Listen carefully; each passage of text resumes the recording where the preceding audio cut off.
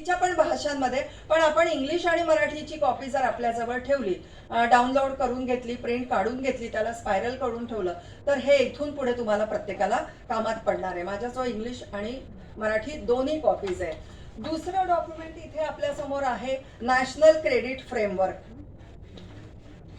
हे national credit framework हे documents तुम्ही सगळ्यांनी डाउनलोड करून ठेवू शकता. तुम्हाला क्रेडिट म्हणजे काय, क्रेडिट तुमच्या सगळ्यांच्या मनात हा जर प्रश्न उपस्थित होत असेल तर क्रेडिट म्हणजे काय, तर क्रेडिटची साधी आणि सोपी व्याख्या अशी आहे की जो अभ्यासक्रम विद्यार्थ्यांना 90 दिवसांमध्ये पूर्ण करायचा आहे आणि आठवड्यातल्या 16 तासांमध्ये आणि एकूण 35 ते 36 आठवड्यांमध्ये 90 दिवसांमध्ये जो अभ्यासक्रम तुम्हाला प्रिस्क्राईब करून दिलेला आहे तो अभ्यासक्रम तुम्हाला पूर्ण करणं.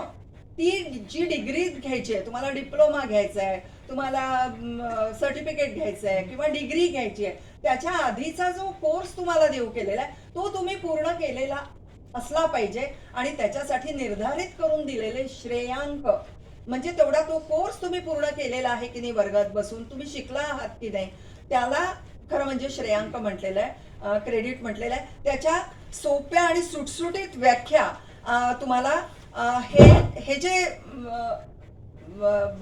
भारत का राजपत्र म्हणजे NSQF national skill qualification framework याच्यामध्ये तुम्हाला बघायला मिळेल. शिवाय नॅशनल क्रेडिट फ्रेमवर्क मी तुम्हाला दाखवलं आणि इथे जो उल्लेख केलेला आहे NHEQF म्हणजे national higher education qualification framework, त्याचे सुद्धा गाईडलाईन तुम्हाला दिलेले आहेत. अगदी स्कूल लेवलपासनं PG लेवलपर्यंत हे कसं एज्युकेशनल फ्रेमवर्क असेल, कशा कशा क्रेडिटमध्ये ते निर्धारित केलेलं आहे याचं सगळं विस्तृत डिस्क्रिप्शन याच्यामध्ये तुम्हाला बघायला मिळेल. तुमच्या मुलांसाठी तुमचे नातू असतील, मुलं असतील, अवतीभोवतीचे नातलग असतील, त्यांची मुलं असतील, त्यांच्या शाळांमध्ये कशा क्रेडिटनी त्यांना शिक्षण घ्यायचं आहे आणि महाविद्यालयांमध्ये पदवी पातळीवर आणि पदव्युत्तर पातळीवर हे सगळं या NHEQF म्हणजे नॅशनल हायर एज्युकेशन क्वालिफिकेशन फ्रेमवर्कमध्ये दिलेलं आहे.